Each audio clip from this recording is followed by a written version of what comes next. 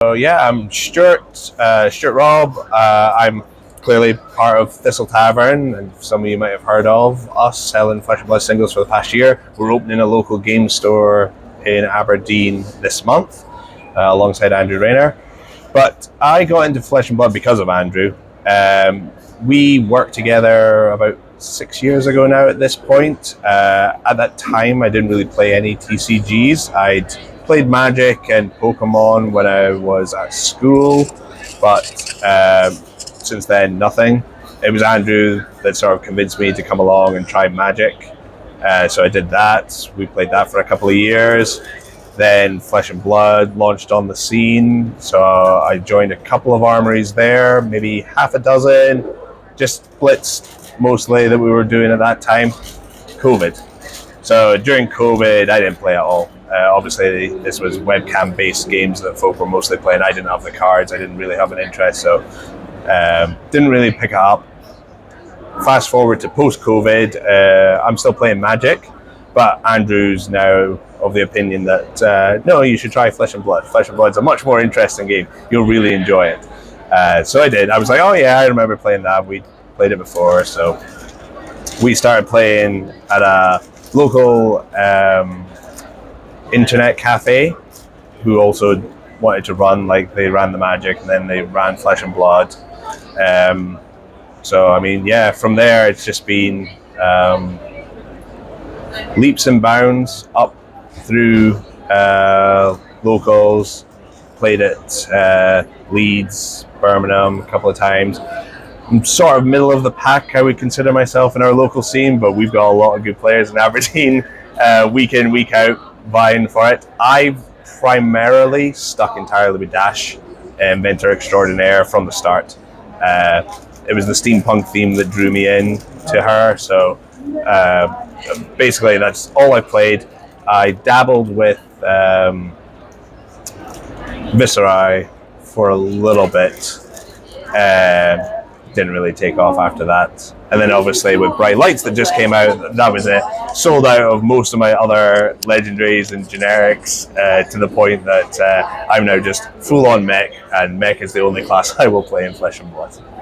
That's awesome. Yeah, I think that mech theme, the steampunk, is like something, and I think that's one of the great things about Flesh and Blood is, regardless of what that you like in terms of art, I feel like there's something there. I think with the new set, obviously Misfell, we've got that Japanese expansion, we've got a little bit of the kind of anime waifu theme.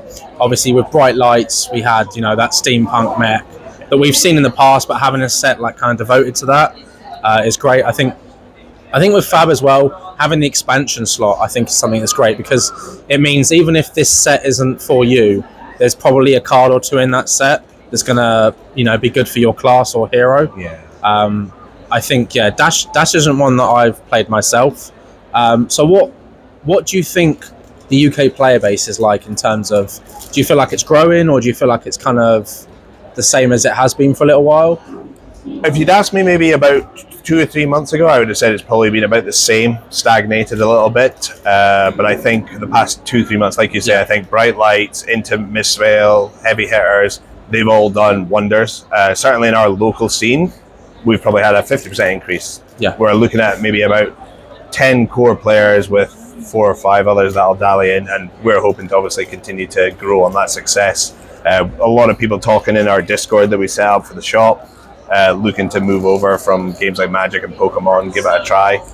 I think you said some really interesting things. For someone that mained Dash for 2 years, it was dry. It was a dry period of just, I'm playing the exact same deck week in, week out. There's very little I can do. I tried mixing up with some very questionable card choices just to see if anything would stick, but obviously not. Like with the boost mechanic, you need those mech cards. So I think, like you say, going forward, knowing that at least in every set, we're probably going to see some mech cards added to the pool that can work off of that.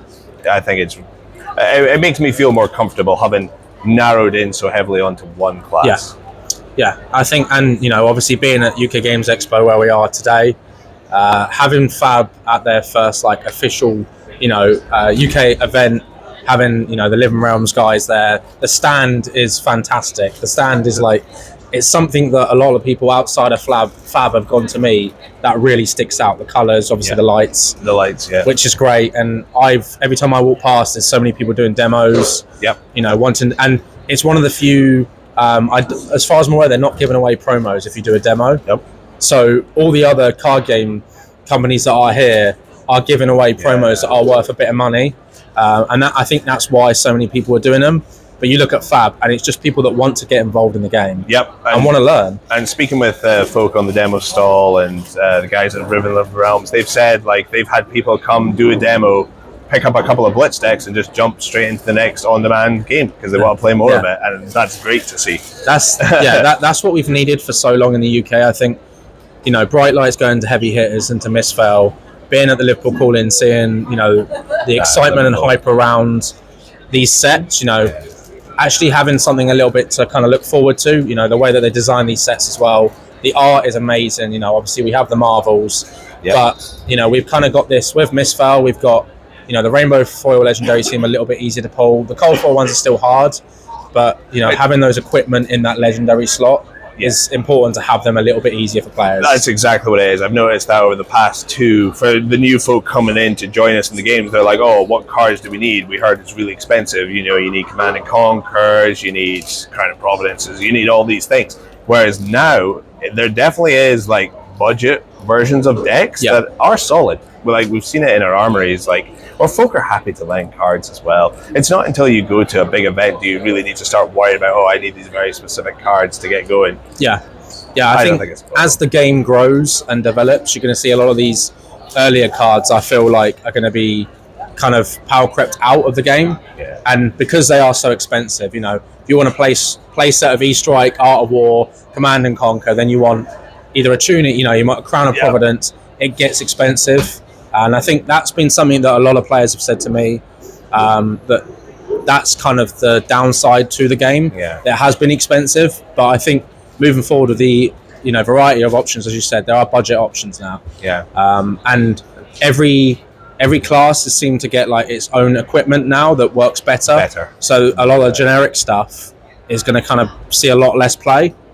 Which Tunic's been reprinted like a billion times, and it's still quite expensive. So those reprints, or even just like you say, those power crept class specific cards, I think will be interesting because it's going to be a case of they might be slightly better than the generic and cheaper, or you can play the generic and you get that edge. And I think that edge, that 1-2% in Flesh and Blood, is what makes the game so interesting. It just makes such a difference. Like the tech card here or there really will give you a better chance of performing when you go to these bigger tournaments, and even locally.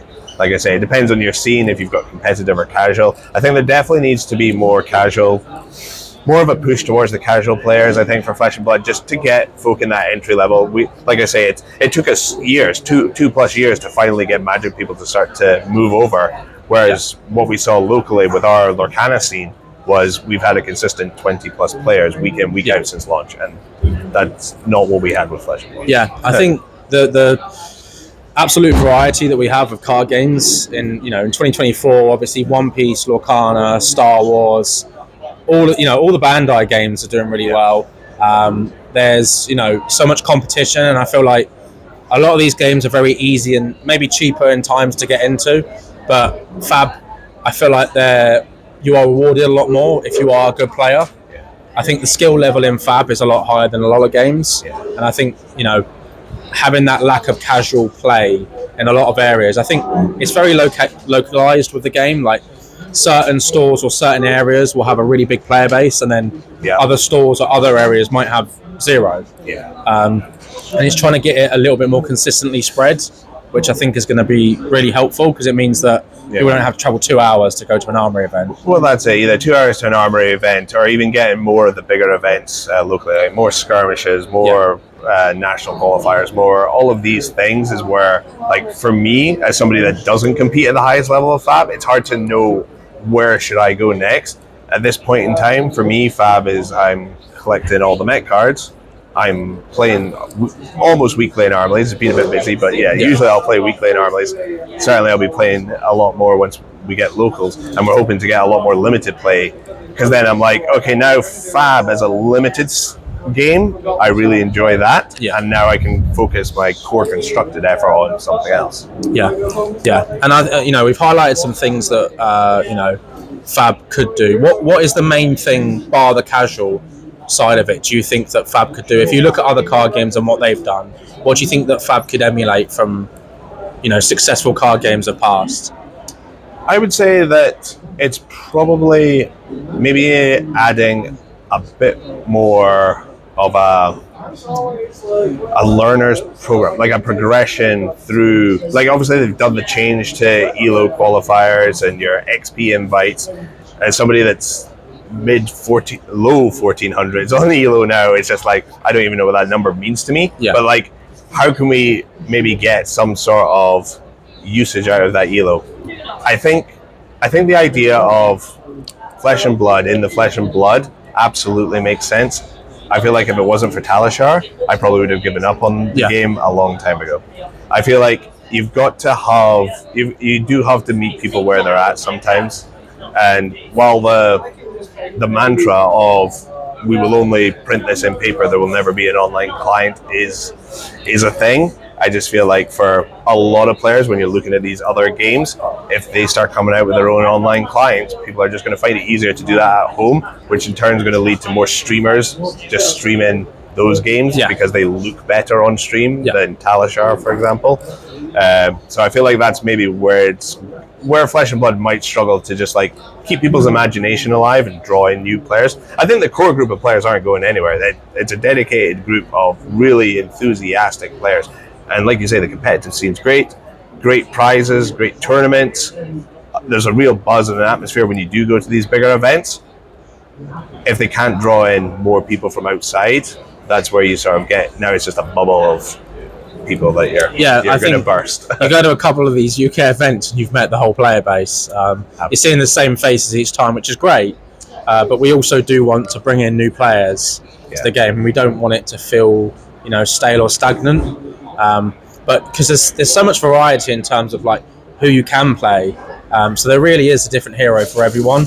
It's just kind of getting people to play, and I think having these demos at these events is a really good step in the right direction. It's say you have demo to 300 of people across the weekend, but 10 pick up the game, that they're going to then show friends and go, right, because a lot of people have come from Magic or from Yu-Gi-Oh, they don't like the way that the direction the company or the game has moved. With Yu-Gi-Oh, you've got this system where it's incredibly power crept, and then you've got you build your deck that costs loads of money to be met, and then 6 months later they've reprinted it in tins, and suddenly you've lost all the value. And obviously we know Magic has a thing. Magic. So I think that you can see what Fab's doing. They're kind of looking at some of the bits that Magic did early on, and they're taking the right things from that.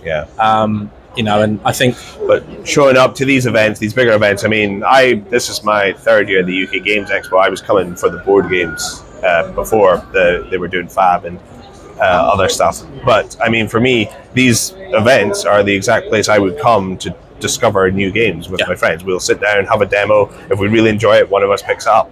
And then a lot of the time it's Kickstarter stuff where it's like I've seen games 3 years in a row that have gone from concept to pre-Kickstarter, and now they're here selling it. And it's just like that's how you do capture this like wider audience. It's something like 50,000 people here. Like you say, if 300, 400 of them did demos and 10% of that converts, that's huge for the game. And then that means that the local scene gets busier. The local scene now gets bigger events. That draws in bigger players, and it's just all that symbiosis relationship. Yeah, because I think, I know certain areas there's been some complaints about kind of the pricing for armories and the structure, which, if more people turn up for armories and more armories are being held, then LSS will improve the structure. But, it's very hard when stores will go from having 4 players 1 week to 8 and then 0.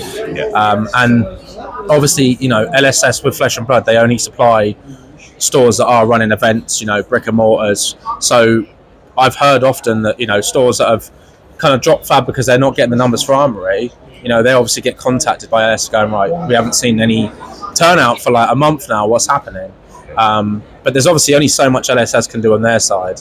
I think a lot of stores as well, need to do a bit more to kind of push the game. I think it's easy to sell Magic, Yu-Gi-Oh, Pokemon, but Lorcana as well. yeah, it's and just like it's a Lorcana. brand. You just put it on the shelf and it will sell. But Fab needs people in store that have a passion for the game to kind of push it, to get people learning to play, kind of build that community, which is important. And that's exactly what we're hoping to do with our store in Aberdeen. Is going to be there's going to be people in daily. Certainly, me or Andrew will almost be in every day to start off with, and we're there to push. We want to push every game. We think that there's a game out there for everyone.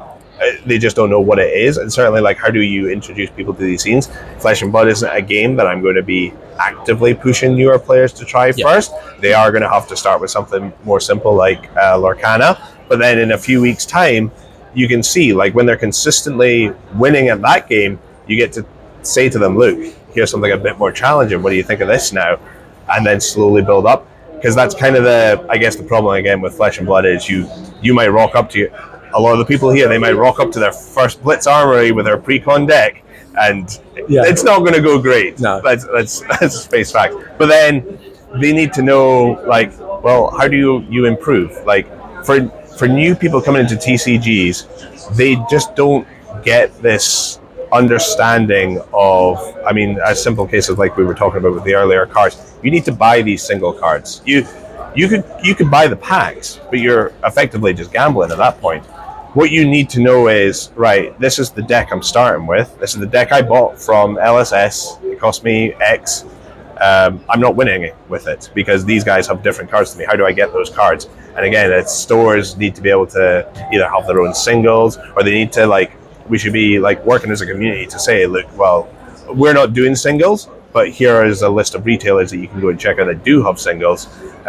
Here's the sort of things you should be looking for. But they're going to need that person to tell them. Yeah, absolutely. They need, these community champions. I think, singles in the UK is, as it is very difficult. I think there's not enough stores out there, not just selling singles, but selling Fab. And I think I've gone to hundreds of stores across the UK, and I see Monarch on the shelf, I see Tales of Aria, and I see Everfest, and I ask them about Flesh and Blood, and they're like, oh, I don't know, it's just something. So they obviously wanted to get into the game, but they didn't have anybody at the store that really cared about the game, and that's the difference. And I think, as you said, getting people in through maybe an easier game like Lorcana, where they start winning games and they go, right, I want a bit of a challenge now, and that, getting them into Fab. And Fab isn't a game where the average player is ripping cases of versus a lot of other card games, because the singles are really important. You need to obviously, as you said, know where to get them, what sets they're in, and I think a lot of communities, like my community, I know, will allow players to use proxies, or people let each other borrow cards, borrow each other's decks to kind of, but you need to build a community to do that. Yes. For you to then be able to bring in these new players and go, right, okay, we'll lend you this deck. Did you like it? Or we can try this one. Did you not like? Yeah. What is there? Maybe 60. There's umpteen heroes at this point where it's just like, okay, we might not have got it right the first time, but we could tell us what you did enjoy, didn't enjoy, and we'll start shifting you in the right direction. There's a play style and hero for, I think, everyone in Fab. Whether or not you're experiencing card games or not, I think there's definitely a place for you. But as you said, obviously, casual play could be improved. I think seeing these like armory decks that they're making now, it's a huge step in the right direction. I know we're getting Bolton next. We've had Kyle already. It'll be interesting to see. I think they're going to do one every other month or something between releases. There's always something, there'll be something coming out, which is great. I think having those, being able to actually play at an armory with picking one of those up for 30, 35 quid or whatever is a great step in the right direction. But is there anything else you wanted to say as a kind of ending message? No, it's like I say, Flesh and Blood. I've really enjoyed it. We still enjoy it. We're growing the scene in Aberdeen. Thistle Tavern. If you are looking for those singles, we can help you out. But we're hoping to get some bigger events organised alongside Mox. Get some really big Scottish events on the go coming to you soon. 100%. Like yourselves and Mox are like two, stores that are spearheading, Flesh and Blood in the UK. I think. Not only the singles, but in terms of like the community feel. Everyone knows you guys, everyone knows Mox, and it's kind of great to see, you know, stores. So please check them out. You know, obviously they're a huge part of this community, and have a great day. Yeah.